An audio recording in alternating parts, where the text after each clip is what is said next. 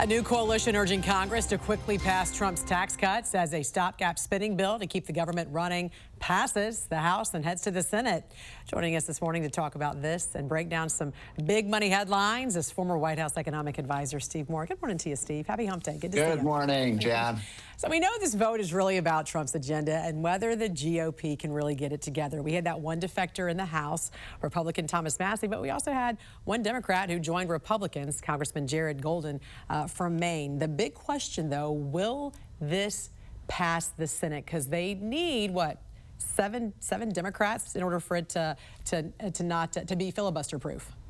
Yeah. So just so people understand, Jan, this is about whether we should keep the government open and avoid a government shutdown.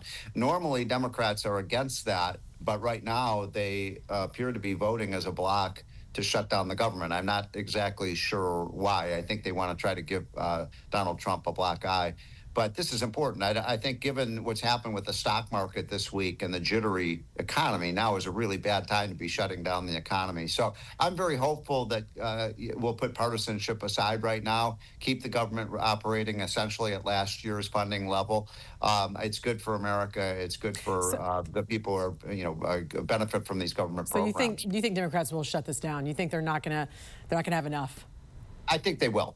I think at the end of the day that, well, we'll see. My sources on Capitol Hill are telling me they think they can get the votes. But, these things are always tight. It's always hard to predict. I know. It's going to be a late night. It's close one way or the other. It's going to be a late night probably on Friday, I'm guessing. Yes. You, Arthur Laffer, and Steve Forbes all spearheading the Tax Cut Victory Alliance. I just read about this. You guys pushing to permanently extend those 2017 tax cuts to help families and small businesses. Tell me about this, and how are you feeling at this point about Congress passing this? Are you surprised it's gone on this long?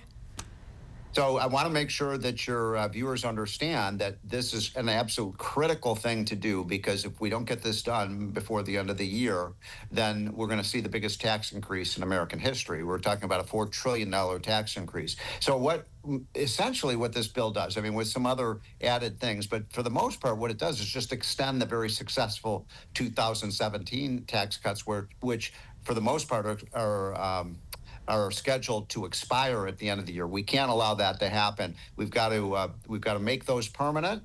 That's what Trump wants to do. That's what almost all Republicans want to do. There's still, some fights between the House and Senate about how to do it, Jan.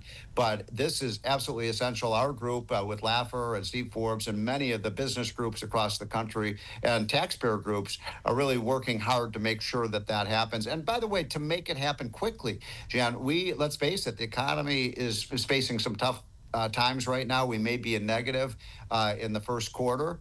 It looks like that the GDP has declined a bit. I think that's a lot of the the Biden hangover.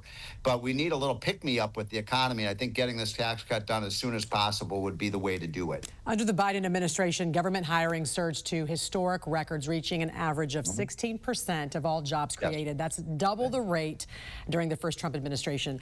So, Steve, now with this course correction, how's it going to affect the job market? What's the outlook on that? Because a February jobs report showed 1 million fewer full-time workers.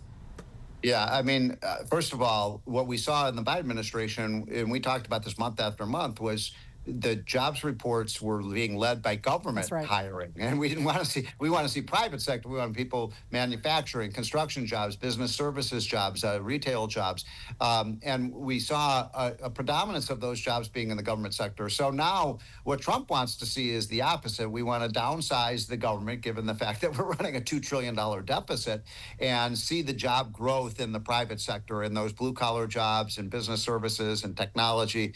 That is the goal. But you're right to call this out, because we now are seeing so many people in government. Now, there have been some layoffs. They've been doing some buyouts.